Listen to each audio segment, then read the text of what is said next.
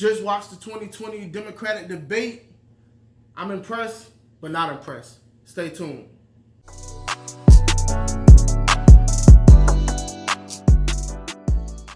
What's going on, folks? It's your boy, Javier with the Javier Show. I'm just going to talk about this Democrat debate. I watched it. I fell asleep. I watched it again.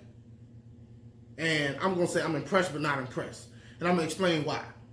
I'm impressed because I noticed that the Democrats are trying harder. I noticed that they were a little bit more fired up on this debate. It wasn't as boring as some of the other debates. I feel like they came out more fired up, more ready to take on their opponent, more willing to attack one another to try to show why they're different than their opponents. A lot of times in the other debates, they were like buddy, and it was a little bit of that going on this time. Bernie and Amy Klobuchar, they tend to pat each other on the back from time to time. Elizabeth Warren tends to pat Amy on the back sometimes. Andrew Yang, he was there. I like Andrew Yang about certain things, other things not so much, but Andrew Yang was there. I feel like he could have made a bigger impact, but I really think that he stood up and he actually got a lot more said this time and was trying to stand out above the crowd. Steyer was, Steyer, but Steyer seemed like he was fired up. Steyer seemed like he was really trying to get his message out, and he was really trying to show that, hey, I'm in this race and that you need to notice me. So I noticed that there was a lot of the same rhetoric being used in the same debate. It seems like every time I see a Democrat debate, it feels like I'm getting a rerun of the other debates or things that I've heard them say before. So I don't really feel like I'm gaining any real new solid information from the Democrats on these debate stages. I don't know what some people are looking for. I don't think that the Democrat debate should be a place where they go and just, attack each other all night.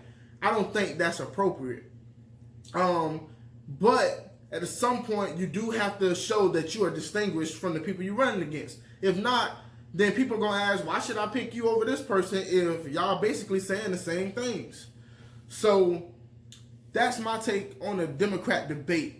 There were a lot said about Donald Trump and the impeachment, and somebody even said, I believe it was Elizabeth Warren said that she would be looking to prosecute Trump after he got out of office and launch an investigation into Donald Trump. Some people pushed back on that and was like, we should be moving forward. I think Andrew Yang was the one that pushed back on that and said we should be moving forward. So my thoughts on that is I think that would be a mistake. I don't think that would be something that you should do. I don't think that Trump should say that he was going to go after Hillary after he got elected. I don't think that's good rhetoric, and I don't think that's healthy for the country. Politics aside, whether you right, left, it doesn't matter. I don't think that we should be looking to prosecute our political rivals.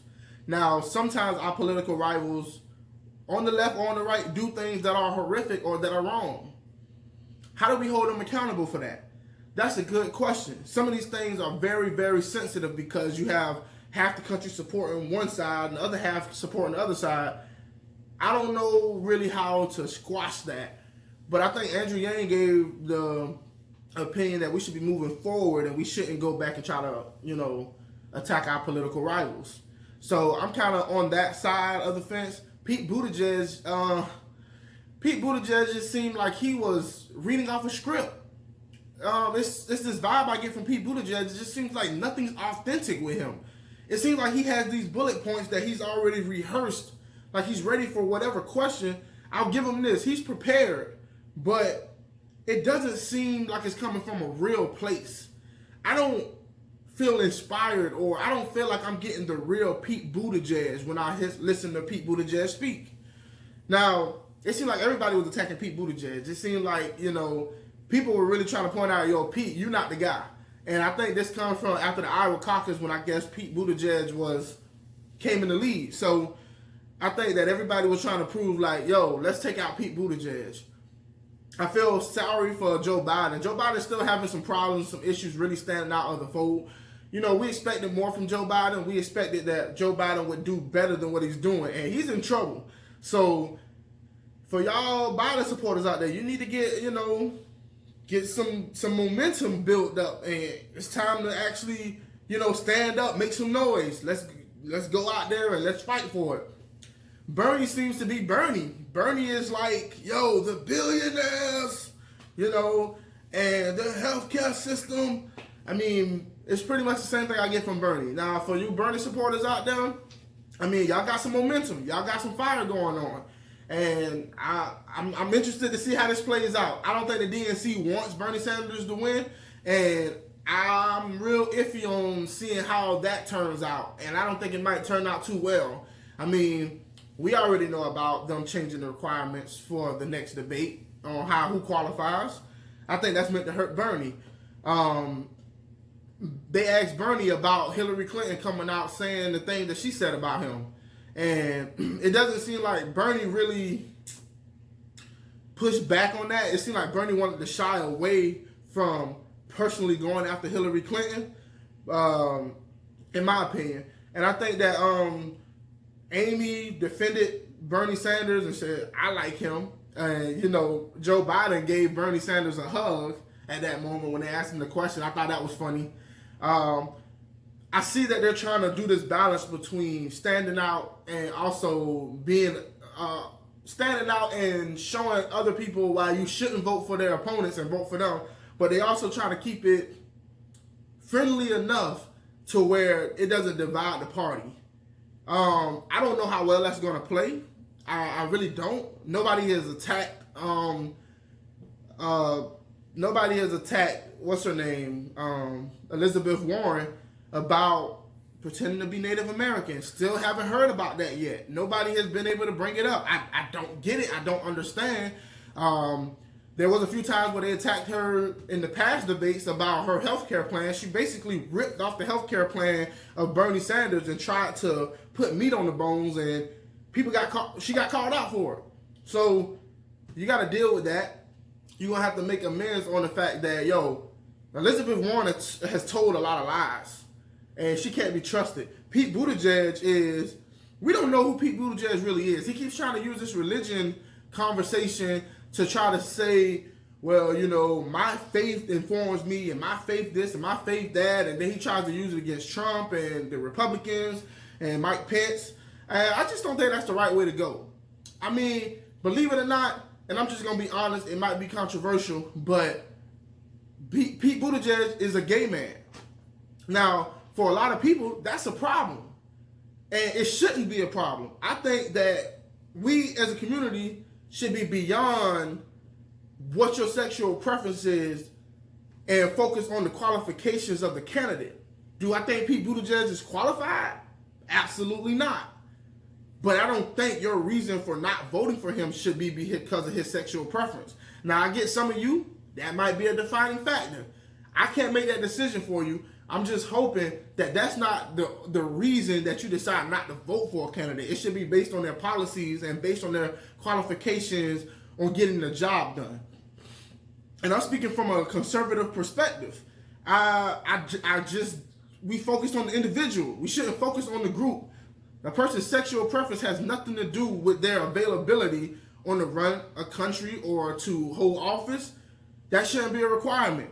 I mean, plenty of people could judge Donald Trump based on some of the things he's done with other women or some of his history with women. So we got to look at the qualifications. I just think Pete Buttigieg is not being honest. I don't think that he's being who he really is.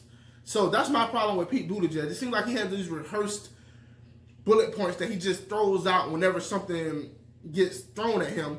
And sometimes he ducks and dodges a question and try to avoid answering it. But that's my thoughts. Any Pete Buttigieg supporters out there, if I'm mistaken, I would like to hear what your thoughts is on it. Maybe I'm mistaken. I'm willing to be wrong, but I just don't feel that from Pete Buttigieg. Steyer, on the other hand, he seemed like he was very fired up. And like I said earlier in the video, Steyer seemed to be, coming out there, he's yelling and he's telling people, like, we got to focus on the real issues. We got to, do this and do that, and it was just like, yo, Steyer is trying to get that attention tonight. I can't blame the guy. I really can't. I wish that Tulsi Gabbard would have been on stage. I really wish she was there. I wish she got more time to talk. A lot of people don't like Tulsi Gabbard on the left and on the right. I think Tulsi Gabbard is more true to who she is than a lot of the other candidates, and Andrew Yang is too. I like Andrew Yang and Tulsi Gabbard based on personality. I think they're being 100% genuine with what they believe and what they think. I don't see fakeness with them. They bought up Bloomberg. They bought up on the fact that he spends so much money. He spent millions and millions of dollars so far in campaign ads, and I mean, he rose up in the polls, and he hasn't literally been on a debate stage at all. So I believe he's going to be on the next debate. But for the simple fact is they bought that up, and the candidates are not too happy about that. Oh, well, we shouldn't allow people to pay their way into a presidency. We shouldn't allow billionaires to take their money, and and I think it was Elizabeth Warren said that she and I think Amy Klobuchar was the only ones on stage who didn't take money from billionaires. And I just think that Elizabeth Warren is so fake. Like, she literally took the funds from a previous campaign and rolled it over to her campaign when she was receiving money from big donors. So I just think that she's not genuine with her responses. I think that she's more focused on trying to send out this perception. I'm a woman and I can beat Donald Trump, and I don't take money from big donors, and she tries to play the victim. And a lot of lies have come out with Elizabeth Warren. I just don't trust her. So I think people are starting to notice that, and I think that's why she's going down in the polls, and she's not as popular as she once was. So that's the thing. Joe Biden. I mean, Joe Biden. I just don't think Joe Biden has it. I was looking forward to a Joe Biden versus a Donald Trump, and I'm more looking forward to a Bernie Sanders versus Donald Trump.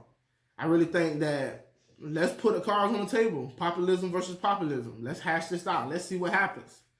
But I really don't think Bernie Sanders will beat Donald Trump. Honestly, I don't think enough people from both sides are going to come together and vote for Bernie Sanders. I just don't see it. Now, I may be wrong, and I know a lot of you out there who are Bernie supporters are like, yo, Bernie can do it. Bernie can do it. I just don't feel it. I think Donald Trump would rather run against Bernie Sanders than Joe Biden, honestly.